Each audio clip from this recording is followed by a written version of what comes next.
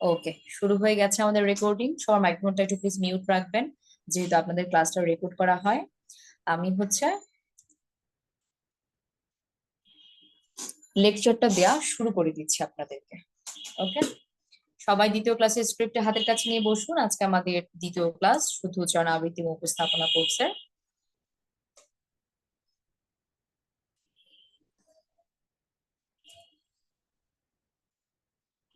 আশা করি সবাই যুক্ত হয়ে গেছেন। আচ্ছা, গত ক্লাসে আমরা আলোচনা করেছিলাম মহাপ্রাণ এবং অল্পপ্রাণ ধ্বনিগুলো নিয়ে, স্বরধ্বনি বাহ্যধ্বনির উচ্চারণ, এই বিষয়গুলো নিয়ে আমরা আলোচনা করেছিলাম। আজকের ক্লাসে আমরা একটু অল্পপ্রাণ ও মহাপ্রাণ ধ্বনিগুলো আপনারা কিভাবে বাসা অনুশীলন করতে পারেন সেই বিষয়গুলো একটু দেখিয়ে দিব।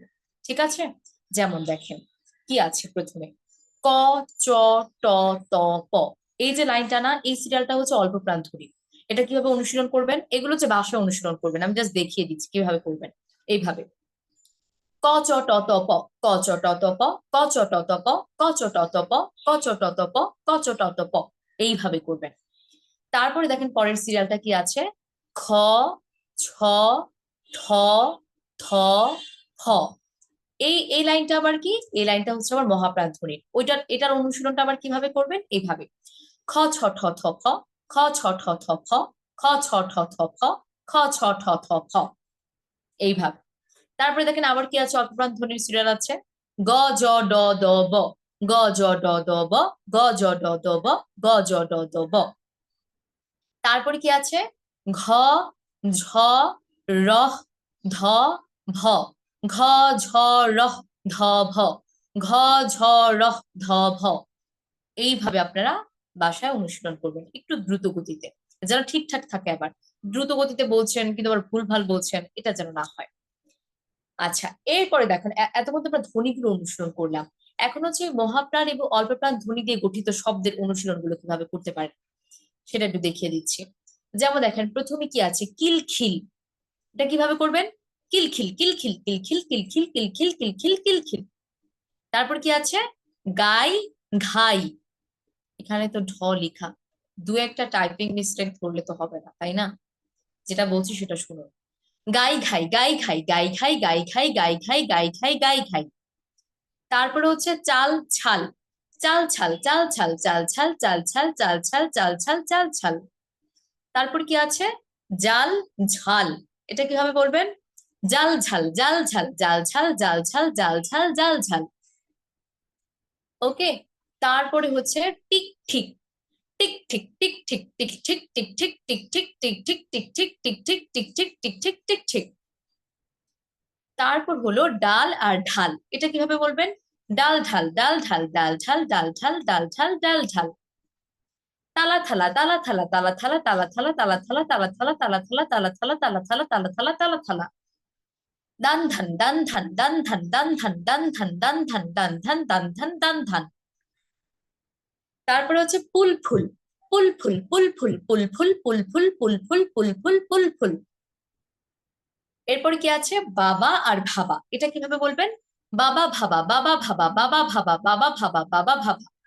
সরি সরি, বাবা ভাবা, বাবা ভাবা। তারপরে হচ্ছে চকি আর চোখি, চকি চোখি, চকি চোখি, চকি চোখি। পাকা পাখা, পাকা পাখা, পাকা পাখা।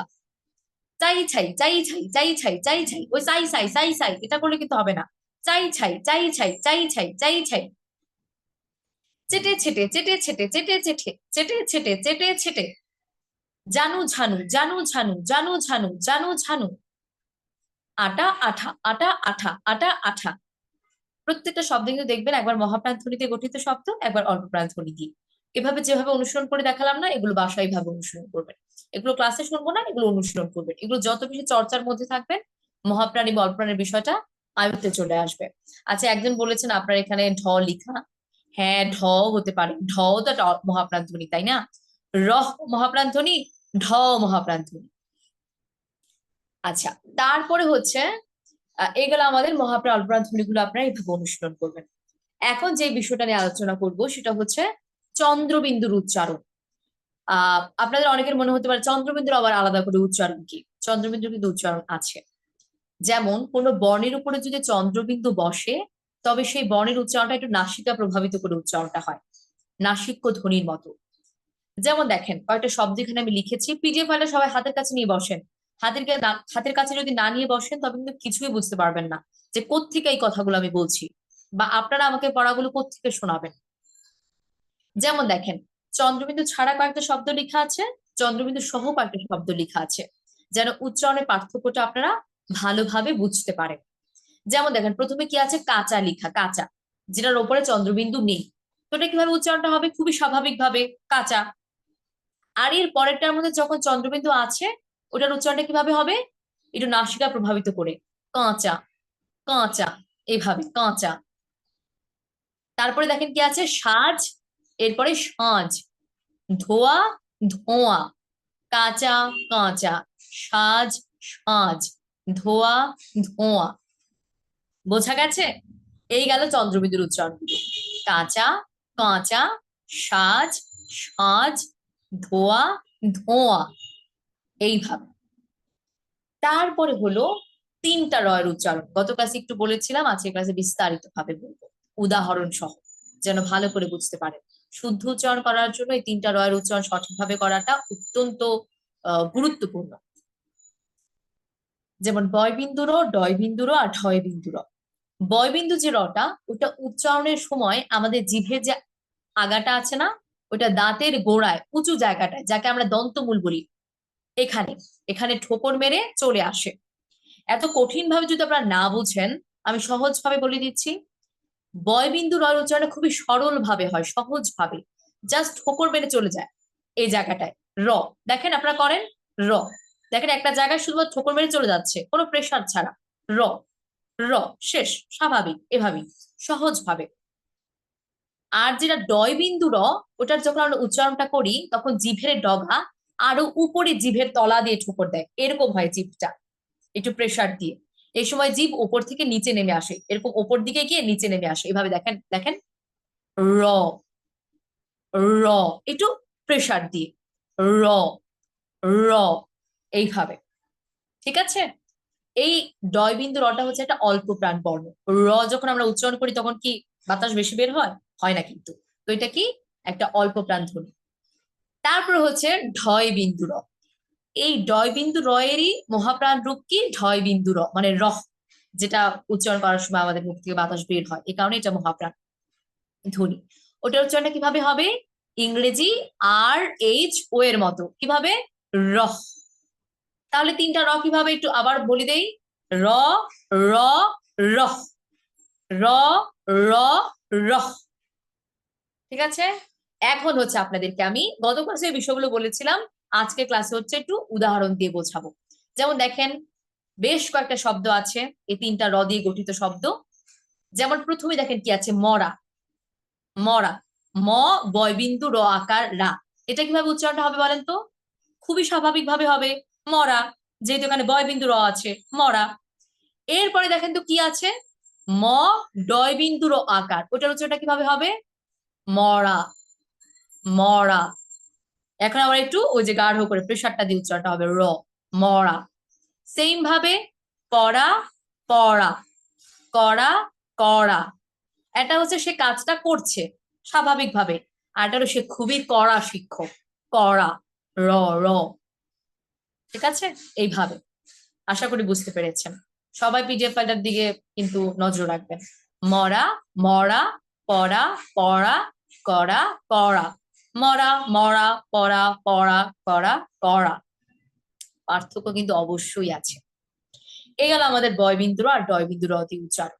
এখন চলেন আমরা ঢয় বিন্দু র দিয়ে উচ্চারণগুলো কিভাবে করতে হয় সেটা একটু বলি। অনেকেরই হয়তো কৌতূহল ছিল যে ম্যাম এই ঢয় বিন্দু আর উচ্চারণটা কিভাবে করতে পারে, যখন এই ঢয় বিন্দু রটা দিয়ে হচ্ছে কোনো শব্দ গঠিত হয়। যেমন দেখেন কি আছে এখানে, দৃঢ়, কি হবে, দৃঢ়, দৃঢ়, মূর্হ, গার্হ, অশ্বারূঢ়, আষাঢ়, রাল। দৃঢ়, মূর্হ, গার্হ, এই যে ঢয় বিন্দু আর উচ্চারণটা যে হবে রহ, তা কি, গার্হ, গার্হ, অশ্বারূঢ়, তারপরে আষাঢ়, রাল। এখন আপনাদের অনেকের মনে প্রশ্ন আসতে পারে, ম্যাম সবগুলো তো শেষে এরকম হয়ের মতো উচ্চারণটা করলেন, কিন্তু এই আষাঢ় আর রারের বেলায় কেন আপনি আষাঢ় আর রার বললেন না? যদি কোনো কিছু নাউন বোঝায় মানে নামকে বোঝায়, তবে শেষের যে ধ্বনিটা, ওটার উচ্চারণের সাথে যে হটা যুক্ত করছি না, ওইটা হবে না, উচ্চারণটা থেমে যায়। তাই কি হলো, আষাঢ় আর রাত, ওই শেষে যে হোটা ওটা যুক্ত হবে না, কারণ এই দুইটা কি, নাউন, কোনো কিছু নামকে বুঝিয়েছে। আষাঢ় একটা মাসের নাম, রার একটা নদীর নাম, সেই কারণে শেষে ওই হোটা উচ্চারণটা হয়নি, উচ্চারণটা থেমে গেছে, মনে মনে হসন্ত যুক্ত হয়ে উচ্চারণটা থেমে গেছে। আষাঢ় রাত। আর বাকি সবগুলোর বেলায় কি হয়েছে, বাকি সবগুলো একটাও নাউন না। যেমন দৃঢ়, দৃঢ়, মূঢ়, গার্হ, গূঢ়, অশ্বারূঢ়, অশ্বারূঢ়। বুঝতে পেরেছেন কিভাবে ঢয় বিন্দুর উচ্চারণটা করতে হয়? এইভাবে। আমি কিন্তু আপনাদের কাছ থেকে শুনবো, কারো প্রশ্ন থাকলে পরে করতে পারবেন, এখন জাস্ট আমারটা একটু শুনুন। ঠিক আছে, এখন হলো শোনার পর্ব। এই গেল আমাদের তিনটা রয়ের উচ্চারণ, আশা করি আমরা বুঝতে পেরেছি। এরপরে আলোচনা করব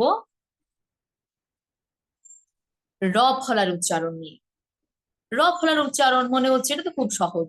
না, আমরা অনেকেই যখন আমরা কথা বলি তখন র ফলার উচ্চারণটা করি না, বাদ দিয়ে দিই, স্কিপ করে ফেলি, মানে ভাবি যে এরকম কোনো নাই। যেমন দেখে একটা বাক্য, প্রথম প্রথম প্রভাত কাকাকে প্রাণের চেয়ে প্রিয় মনে হতো।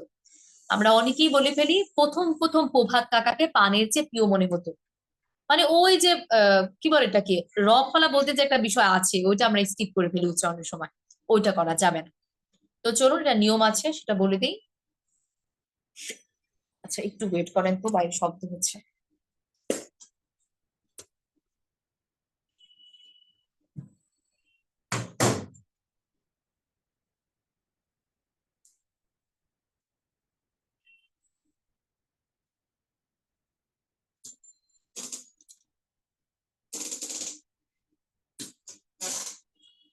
আহ ঢাকা শহর আমি যেখানে বাসা নেই না কেন, যত আমি নিরিবিলি চাই, দেখা যায় প্রথমে এক মাস নিরিবিলি থাকে, এর পরের মাসে হচ্ছে কোনো একটা বিল্ডিং এর কাজ শুরু হয়, কনস্ট্রাকশনের। তো ওই শব্দগুলো খুবই জ্বালা দেয়। যাই হোক, এই বাসাও চেঞ্জ করব, আপনারা পরে কিছুদিন পরে আবার নতুন বাসায় দেখতে পাবেন, আশা করি সেখানে প্রবলেম হবে না। আচ্ছা, যেটা বলছিলাম যে, হ্যাঁ, শব্দের শুরুতে যদি র ফলা থাকে তবে একরকম উচ্চারণ হয়, আর শব্দের মাঝখানে বা শেষে যখন র ফলা থাকবে, মানে যে বর্ণের সাথে র ফলাটা যুক্ত থাকবে, সেই বর্ণের উচ্চারণটা দুইবার উচ্চারণ হবে। ঠিক আছে, তো আমি আগে প্রথমে প্রথম নিয়মটাই শেখাচ্ছি যে শব্দের শুরুতে যদি র ফলা থাকে তবে কিভাবে উচ্চারণটা হবে। যেমন দেখেন, গ্রাম, প্রভাত, প্রকোষ্ঠ, প্রজ্বলিত, প্রাণী, প্রাসঙ্গিক, শব্দের শুরুতে কি, শব্দের শুরু ধ্বনির সাথে রফলা যুক্ত আছে না, তো ওগুলো খুবই স্বাভাবিকভাবে উচ্চারণটা হবে, জাস্ট রফলার উচ্চারণটা একবার করে। কি কি, গ্রাম, প্রভাত, প্রকোষ্ঠ, প্রজ্বলিত, প্রাণী, প্রাসঙ্গিক, স্বাভাবিকভাবে। এরপরে নিয়মটা আমরা কি করেছিলাম, যে শব্দের মধ্যে বা শেষে যখন যে বর্ণের সাথে রফলাটা যুক্ত হবে, সেই বর্ণটা দুইবার উচ্চারণ হবে। যেমন দেখেন কি আছে এখানে, দীপ্র, প এর সাথে রফলা যুক্ত আছে, শব্দের শেষের ধ্বনির সাথে রফলা যুক্ত আছে না, তাই কি হবে, যেই ধ্বনির সাথে রফলাটা যুক্ত আছে শব্দের শেষে, ওই ধ্বনির উচ্চারণটা দুইবার হবে। তবে কি, প এর উচ্চারণটা দুইবার হবে, কি, দীপ, দীপ একবার হচ্ছে না, তারপরে আবার কি, প্রো, দীপ প্রো, দুইবার হয়েছে কিন্তু, দীপ প্রো, দীপ প্রো, এইভাবে। সেম ভাবে পবিত্র, পবিত্র, পবিত, তয় উচ্চারণ একবার হয়েছে, তারপর আবার কি, ত্র, পবিত্র। সেম ভাবে সাগ্রহ, সাগ্রহ, পথশ্রম, পথশ্রম, রুদ্র, রুদ্র, রুদ্র, বিদ্রোহ, বিদ্রোহ। ঠিক আছে, এইভাবে দীপ্র, পবিত্র, সাগ্রহ, পথশ্রম, রুদ্র, বিদ্রোহ। আশা করি বুঝতে পেরেছেন। তারপরে হচ্ছে রিকারের উচ্চারণ। অনেকেই র ফলা আর রিকারের উচ্চারণটাকে মিলিয়ে ফেলে। রিকার উচ্চারণটা কিভাবে করতে হয় সেটা আমি একটু বলে দিচ্ছি। রিকার উচ্চারণে রিকার যুক্ত বর্ণের দ্বিত্ব হবে না, মানে যে বর্ণের সাথে রিকারটা যুক্ত থাকবে সেটার উচ্চারণটা দুইবার হবে না, প্রায়শই। ঠিক আছে, বেশিরভাগ সময়। যেমন দেখেন, বিকৃত, আমরা এটাকে বলে ফেলি না বিকৃত, বিকৃত, এটা কি হবে জানেন, বিকৃত। এখানে যে বর্ণের সাথে রিকারটা যুক্ত আছে ওই বর্ণের উচ্চারণটা একবার উচ্চারিত হবে। তবে কি, বিক, বিক, বিকৃত বললে এখানে কয়ের উচ্চারণটা দুইবার হয়ে যাচ্ছে, যেটা করা যাবে না, যেটা রফলার ক্ষেত্রে হয়েছিল, বাট রিকারের বেলায় হবে না। তবে কি বিকৃত, বিকৃত। তারপর আর কি আছে, অমৃত, অমৃত না, কি হবে অমৃত, অমৃত, অমৃত।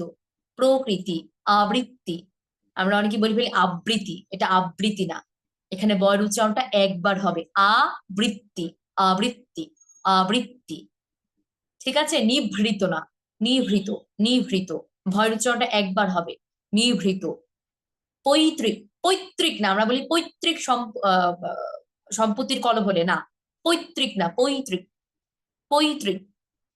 মাতৃস্নেহ, মাতৃস্নেহ, অমৃত, প্রকৃতি, আবৃত্তি, নিভৃত, পৈতৃক, মাতৃস্নেহ, এইভাবে। ঠিক আছে, আচ্ছা, এই গেল আমাদের রিকারের উচ্চারণটা। এখন আমরা তিনটা স্বয়ের উচ্চারণের ব্যাপারে বলবো। গত ক্লাসে অনেকেরই কৌতূহল ছিল এই বিষয়ে জানার জন্য। চেহারা ভিন্ন ভিন্ন হলেও তিনটা স্বয়ের উচ্চারণ কিন্তু প্রায় একই, ইংরেজি এইচ এর মতো, মানে শ এর মতো। যেমন কি কি আছে দেখেন, শিষ্য, শেষ, ধূসর, অশেষ, এরকম আরো অনেক শব্দ কিন্তু থাকতে পারে। আর আরেকটা বিষয় বলছি, আমি উদাহরণে যে শব্দগুলো দিয়েছি শুধুমাত্র যে এই নিয়মের সাথে এই শব্দগুলোই যাবে এরকম কোনো কথা নাই, আরো শব্দ কিন্তু হতে পারে। আমি জাস্ট কিছু শব্দ দিয়ে বুঝিয়ে দিলাম আর কি আপনাদেরকে, যে এই নিয়মগুলোর অন্তর্গত এই শব্দগুলো পড়বে। ঠিক আছে, আরো শব্দ থাকতে পারে। তো দেখেন কি একটা নিয়ম আছে, ত, থ, ন, র, ল, এই বর্ণগুলোর সাথে যখন স যুক্ত হবে, এটা যে কোনো স হতে পারে, তালব্য স, মূর্ধন্য ষ বা দন্ত স, যখন স যুক্ত হবে তখন সেই স এর উচ্চারণটা হবে ইংরেজি এস এর মতো। ঠিক আছে, যেমন দেখেন স্নেহ, স এর সাথে কি যুক্ত আছে, ন যুক্ত আছে না, ওই যে ত, থ, ন, র, ল, এর মধ্যে নটা আছে না, তাই কি হয়ে যাবে, স এর উচ্চারণটা স হবে, স্নেহ হবে না, ইংরেজি এস এর মতো হবে। ইংরেজি এস এর উচ্চারণটা হবে এভাবে, স, এরকম স্নেহ, স, এরকম হয় ইংরেজি এস এর উচ্চারণটা। তবে কি স্নেহ, স্নেহ না, স্নেহ। এই যে আমার নামটা শ্রাবণী, কেন শ্রাবণী, কারণ এখানে স এর সাথে র ফলা যুক্ত হয়েছে। ত, থ, ন, র, ল, এই রটা আছে না, র তো আর যুক্ত হয় না, র ফলা যুক্ত হয়, সে কারণে কি হয়ে গেল, শ্রাবণ না, শ্রাবণ, শ্রবণ, শ্রাবণী, এরকম। তারপরে মাস্তুল, সুস্থির, সুস্থির না, সুস্থির, সয়ের সাথে থ যুক্ত আছে, সে কারণে কি ইংরেজি এস এর মতো। সেম ভাবে শ্রাবস্তি, শ্রাবস্তি, স্নেহ, শ্রবণ, মাস্তুল, সুস্থির, শ্রাবস্তি। ওকে, এই গেল আমাদের তিনটা স্বয়ের উচ্চারণ।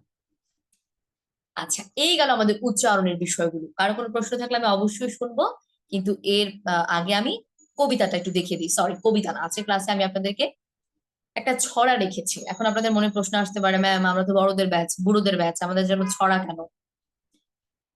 ছড়াটা কেন রাখা হয়েছে, এই ছড়াটা হচ্ছে একটা মহাপ্রাণের খেলা আছে এই ছড়াটার মধ্যে। আপনাদেরকে আজকে আমি মহাপ্রাণ অল্পপ্রাণ ধ্বনিগুলো কিভাবে অনুশীলন করতে হয় সে কারণে সে বিষয়গুলো দেখিয়ে দিলাম না। এই ছড়াটা আবৃত্তির মধ্য দিয়েও আপনারা ওই মহাপ্রাণ এবং অল্পপ্রাণ ধ্বনিগুলো অনুশীলন করতে পারেন। এই কারণে আজকের ক্লাসে ছড়াটা রাখা। কেন বললাম এই ছড়ার মধ্যে মহাপ্রাণের খেলা, একটু পরেই বুঝতে পারবেন। আগে প্রথমে ছড়াটা আবৃত্তি করে শুনিয়ে দিচ্ছি, এরপরে বাকি বিষয়গুলো বলছি। আবৃত্তি করছি কবি সুকুমার রায়ের লেখা কবিতা শব্দকল্প, সরি, সুকুমার রায়ের লেখা ছড়া শব্দকল্প দ্রুম। ঠাস ঠাস দ্রুম দ্রাম, শুনে লাগে খটকা, ফুল ফোটে তাই বলো, আমি ভাবি পটকা, সাঁই সাঁই পন পন, ভয়ে কান বন্ধ, ওই বুঝি ছুটে যায় সে ফুলের গন্ধ, হুড় মুড় ধুপ ধাপ, ও কি শুনি ভাই রে, দেখছো না হিম পড়ে, যেও না কো বাইরে, চুপ চুপ, ওই শোন, ঝুপ ঝাপ ঝপাস, চাঁদ বুঝি ডুবে গেল, গব গব গবাস, খ্যাস খ্যাস, ঘ্যাচ ঘ্যাচ, রাত কাটে ওই রে, দৌড় দাঁড় চুরমার, ঘুম ভাঙে কই রে, খর খর ভন ভন, ঘোরে কত চিন্তা, কত মন নাচুসন, ধেই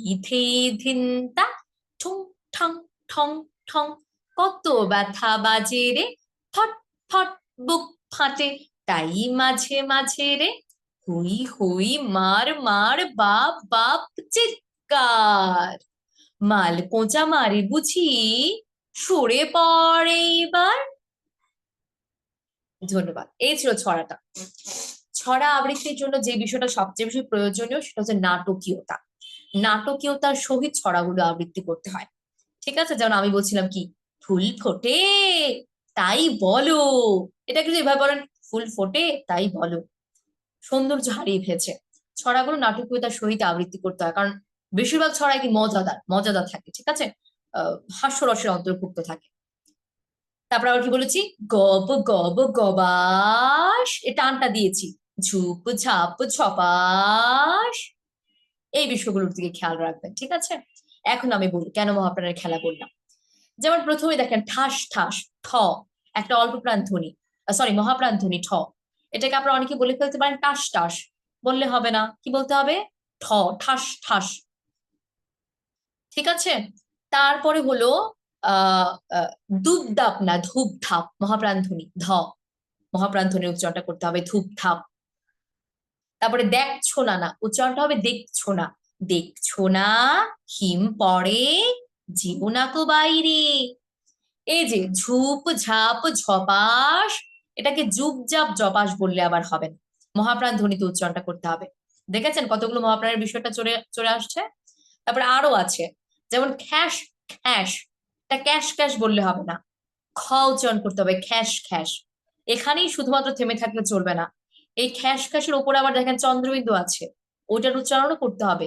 তবে কিভাবে হবে, খ্যাস খ্যাস, এইভাবে, গ্যাচ গ্যাচ না, মহাপ্রাণ ধ্বনি ঘ, এরপর আবার চন্দ্রবিন্দু উচ্চারণটাও করতে হবে, তবে কি, ঘ্যাচ ঘ্যাচ, এইভাবে, ঠিক আছে। তারপরে গড় গড় না ঘর ঘর, ঘ হবে ঘ। দেই দেই দিন টানা, কি হবে, ধ, মহাপ্রাণ ধ্বনি, ধেই ধেই ধিনতা, এইভাবে,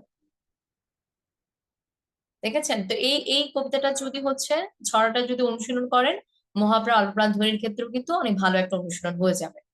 আর যেটা বললাম নাটকীয়তার সহিত ছড়াটা আবৃত্তি করতে হবে, যেভাবে আমি আপনাদেরকে দেখিয়ে দিলাম।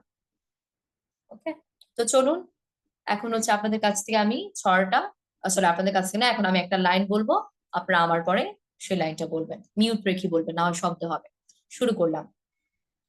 ঠাস ঠাস দ্রুম দ্রাম, শুনে লাগে খটকা, ফুল ফোটে তাই বলো, আমি ভাবি পটকা, সাই সাই পন পন, ভয়ে কান বন্ধ, ওই বুঝি ছুটে যায়, সে ফুলের গন্ধ, হুড়মুড় ধূপ ধাপ। এই যে আরেকটা বিষয় দেখেন, হুড়মুড় কি কেন ভাবে বলছি, কারণ এখানে ডয় বিন্দু র আছে সেই কারণে।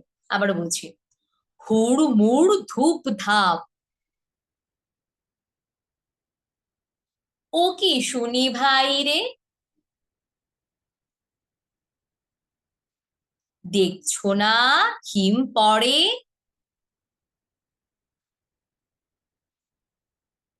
যেও না কো বাইরে। চুপ চুপ, ওই শোন, ঝুপ ঝাপ ছপাস,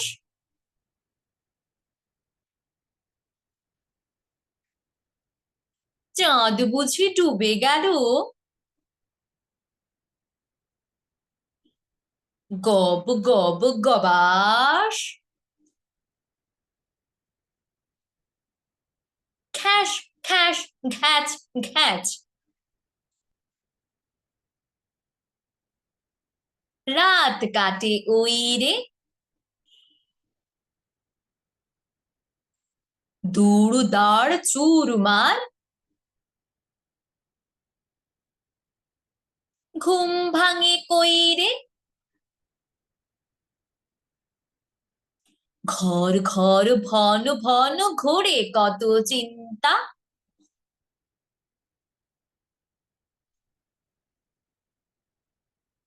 কত মন নাচু শোন ধেই ধেই ধিনতা।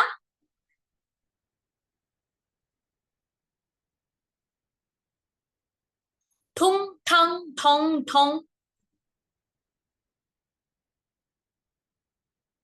কত ব্যথা বাজে রে। ফট ফট বুক ফাটে। তাই মাঝে মাঝে রে। হই হই হই মার মার বাপ বাপ চিৎকার।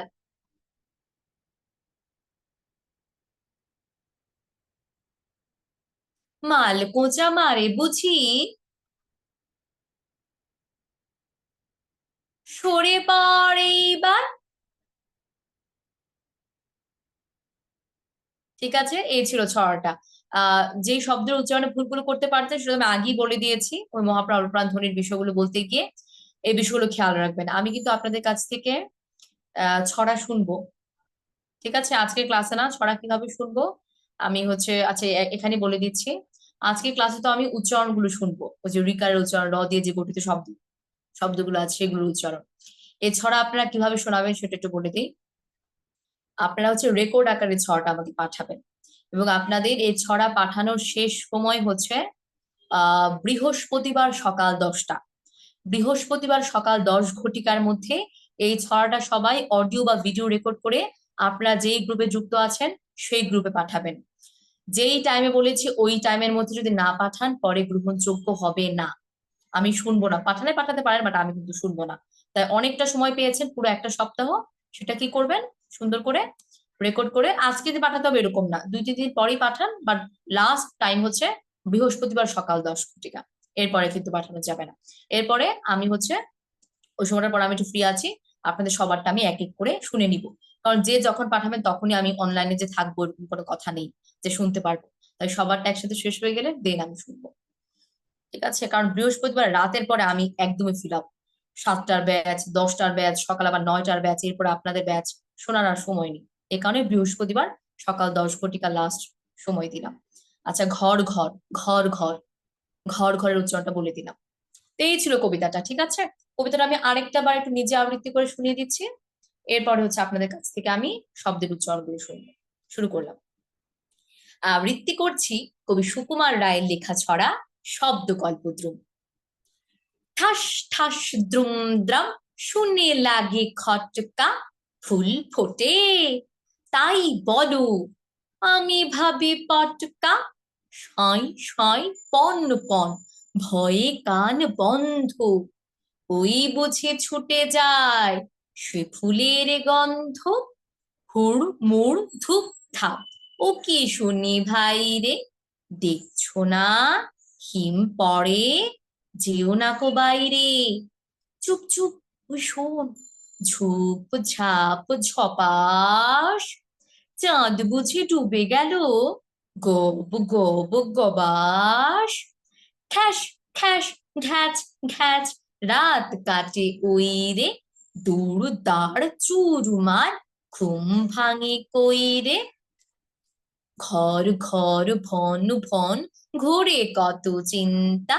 কত মন নাচো শোন, ধেই ধেই ধিনতা। ঠুং ঠাং ঠং ঠং, কত ব্যথা বাজে রে। ফট ফট বুক ফাটে, তাই মাঝে মাঝে রে। হুই হুই মার মার, বাপ বাপ চিৎকার। মাল কোঁচা মারে বুঝি, সরে পড়ে এবার। ধন্যবাদ। আরেকটা বিষয়টা বলে রাখি, কনফিউশন সৃষ্টি হয়ে যাবে না হয় যারা রেকর্ড শুনবে। আমি তো আপনাদের ক্লাস রেকর্ড করি, এই রেকর্ডটা হচ্ছে প্রত্যেকটা ক্লাসে দিয়ে দিই। তো এখন যারা শুক্রবারের ব্যাচে আছেন তাদের জন্য কিন্তু আমি বললাম এই বৃহস্পতিবার সকাল 10টার কথা। অন্যান্য ব্যাচে যারা আমার এই রেকর্ডটা শুনছেন আপনাদেরটা কিন্তু আবার বৃহস্পতিবার সকাল 10 ঘটিকায় না। অন্যান্য ব্যাচে যারা আছে আপনারা না, আমি ওদের উদ্দেশ্যে বলছি, আপনারা এখন কানটা বন্ধ রাখতে পারেন। আপনারা যে যে ব্যাচে আছেন সেই ব্যাচ অনুসারে আমি বলে দিব কখন পাঠাতে হবে। বাট এই কথাটা আমি বললাম বৃহস্পতিবার সকাল 10টার কথা কথা সেটা হচ্ছে শুধুমাত্র ফ্রাইডে ব্যাচের জন্য। আশা করি বুঝতে পেরেছেন যারা রেকর্ডটা শুনছেন এখন। ওকে, যাই হোক, ধন্যবাদ। এই ছিল আমাদের আজকের লেকচার পর্বটা। এখন আপনাদের কোনো প্রশ্ন থাকলে আমি সেই প্রশ্নের অবশ্যই উত্তর দিব, কিন্তু লেকচারটা অফ করে দিই। ঠিক আছে, লেকচারটা অফ করে দিচ্ছি, মানে রেকর্ডিংটা অফ করে দিচ্ছি।